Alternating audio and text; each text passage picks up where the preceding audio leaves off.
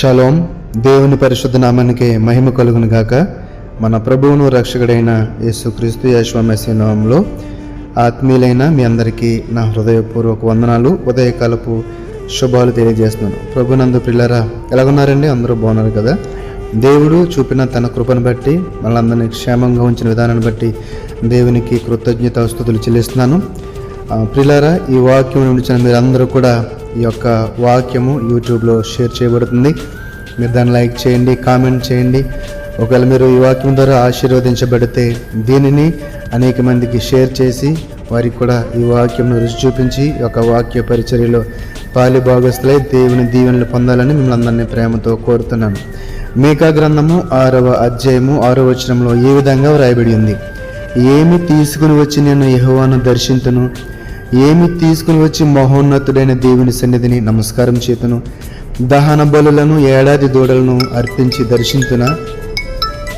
ఇలా ఈ మాటలో చూస్తే కనుక ఏమి తీసుకుని వచ్చిన యెహోవాను దర్శింతును అని ఒక క్వశ్చన్ మార్క్ కనిపిస్తుంది. అయితే దానికి జవాబుగా ఏమి తీసుకుని వచ్చి మహోన్నతుడైన దేవుని సన్నిధిని నమస్కారం చేతును, దహన బలులను ఏడాది దూడలను అర్పించి దర్శించునా. దహన బలులను అర్పిస్తే దేవునికి అంగీకారమా అని భక్తుడు ఏమి తీసుకుని వచ్చి నేను యెహోవాను దర్శించాలి, దహన బలు అర్పించాలా అని ఒక క్వశ్చన్ మార్క్ తనకి వేసుకున్నట్లు మనకి ఇక్కడ కనిపిస్తుంది. అయితే మరి మన విషయంలో కూడా మనం ఏం చేయాలి? ఏమి తీసుకుని వచ్చి దేవునికి నమస్కారం చేయాలి, ఏమి తీసుకుని వచ్చి దేవుని సన్నిధిని గణపరచాలి, ఏమి తీసుకుని వచ్చి ఆయన మహిమను పరచాలి అని ఆలోచన చేస్తే కనుక దీనికి జవాబుగా హెబ్రీయులకు రాసిన పత్రిక 10వ అధ్యాయము 4వ వచనం చూస్తే మనకి ఒక జవాబు కనిపిస్తుంది. అంటే ఈ దహన బలులను అర్పించుట వలన దేవుని గణపరచగలుగుతామా, దేవుని సంతోషపరచగలుగుతామంటే అపోస్తలుడైన పౌలు హెబ్రీయులకు రాసిన పత్రిక 10వ అధ్యాయం 4వ వచనంలో అంటాడు కదా, ఏలయనగా ఎడ్ల యొక్కయు మేకల యొక్క రక్తము పాపములను తీసివేయుట అసాధ్యము. ఏమనుందండి ఇక్కడ? ఏలయనగా ఎడ్ల యొక్కయు మేకల యొక్కయు రక్తము పాపములను తీసివేయుట అసాధ్యము. కాబట్టి ఆ రెండో భాగంలో ప్రశ్నకి అనగా దహన బలులను ఏడాది దూడలను అర్పించి దర్శించునా అనే క్వశ్చన్కి మనకు జవాబు దొరికింది. వాటిని అర్పించడం వల్ల, దహన బలులను అర్పించడం వల్ల మన యొక్క పాపములను తీసివేయట అసాధ్యము. అంటే దేవుని యొక్క కరుణ మనకు ఉండదు, ఆయన ప్రేమను మనము పొందుకోలేము. కానీ ఏం చేస్తే దేవుని యొక్క మహిమను మనం పొందుకోగలుగుతాము? ఏమి తీసుకుని వచ్చిన యెహోవాను దర్శించును అని ఒక ప్రశ్న వేసుకుంటే కనుక దీనికి జవాబుగా కీర్తన గ్రంథం 40వ అధ్యాయం 6వ వచనంలో బలులనైనను నైవేద్యములైనను నీవు కోరుట లేదు, నీవు నాకు చెవులు నిర్మించి ఉన్నావు, నీవు నాకు చెవులు నిర్మించి ఉన్నావు. దహన బలులైనను పాప పరిహారార్థ బలులైన నీవు తెమ్మనలేదు. నీవు బలులను అర్పించమని లేదు, దహన బలులను అర్పించమని లేదు, కానీ నీవు నాకు చెవులు నిర్మించి ఉన్నావు అని ఒక మాట కనిపిస్తుందండి.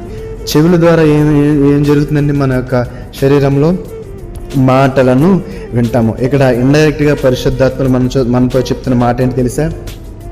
మీకు చెవులు నిర్మించున్నాను కదా, ఇదిగో నా మాట వినండి, నా మాటకు తలయొగ్గండి, నా మాటకు విధేయులవ్వండి, నేను ఇచ్చిన ఆజ్ఞలు, నియమాలు, కట్టడన్నీ కూడా విని వాటిని అంగీకరించండి. దాని ద్వారా మీ యొక్క హృదయమును మార్చుకోండి, మారు మనసు పొంది నా నామమును అంగీకరించి మీరు నీతిమంతులుగా మారాలి. అదే నేను కోరుకుంటున్న బలి, హృదయార్పణ. మీ యొక్క హృదయంలో నాకు అర్పించండి, విరిగి నలిగిన హృదయమును అర్పించండి. అంతే తప్ప మీ యొక్క బలులు, దహన బలులు, ఈ యొక్క నైవేద్యములు ఇవన్నీ కూడా నాకు వెక్కసమయ్యాయి, నాకు అవసరం లేదు. వాటి ద్వారా మీరేమీ మేలులు పొందుకోలేరు. మీరు చేయవలసిందల్లా నా మాటలకు చెవి యొగ్గి నా నామానికి విధేయులై, నా మాటకు విధేయులై పాపము చేయకుండా నీతి న్యాయ యథార్థతలు కలిగి జీవించాలని పరిశుద్ధాత్మ దేవుడు ఎంతో చక్కగా ఈ యొక్క వాక్యంలో వివరిస్తున్నాడు. నీవు నాకు చెవులు నిర్మించున్నావు అన్నాడు భక్తుడు. నీవు నాకు చెవులు నిర్మించున్నావు. అవును ప్రభువా, ఈ రోజు నుంచి నాయన ఈ యొక్క వాక్యంలో చెప్పిన ఉద్దేశమును నేను నెరవేరుస్తానని మనం ఒప్పుకుంటే కనుక, నీతి న్యాయ యథార్థతలు కలిగి జీవించడం సిద్ధపడితే కనుక, ఆయన చిత్తమునకు తల ఉంచితే కనుక దేవాది దేవుని యొక్క మహిమను మనం పొందుకోగలుగుతాము, ఆయన యొక్క దీవెనలు మేలులు పొందుకోగలుగుతాం. కాబట్టి దేవునికి అనగా ఆ యొక్క మేకల యొక్కయు రక్తము పాపములను తీసివేయుట అసాధ్యము. ఎడ్ల యొక్కయు మేకల యొక్కయు రక్తము, ఆ యొక్క దహన బలుల వలన నీవు నేను పొందుకునేది ఏమీ లేదు. మన హృదయాన్ని అర్పిద్దాం దేవునికి, ఆయన మేలు పొందుకుందాం. ఈ యొక్క మాటను మన హృదయములలో ఫలింపచేసి ఆశీర్వదించినగాక. ఆమేన్. పరిశుద్ధుడా మహోన్నతుడా మమ్మల్ని కన్న తండ్రి, నాయనా మీరు మాకు చెవులు నిర్మించున్నారు. ఈ మాటని ఈరోజు మాకు ఎందుకు నేర్పించారు మాకు అర్థమైంది ప్రభువా.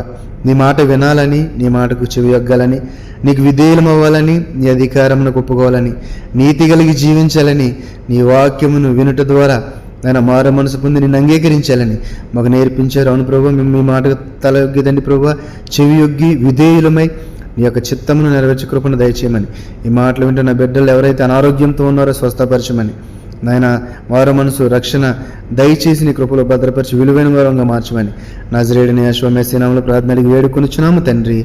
ఆమేన్, ఆమేన్. షాలోమ్. అందరికీ వందనాలు. Praise the lord.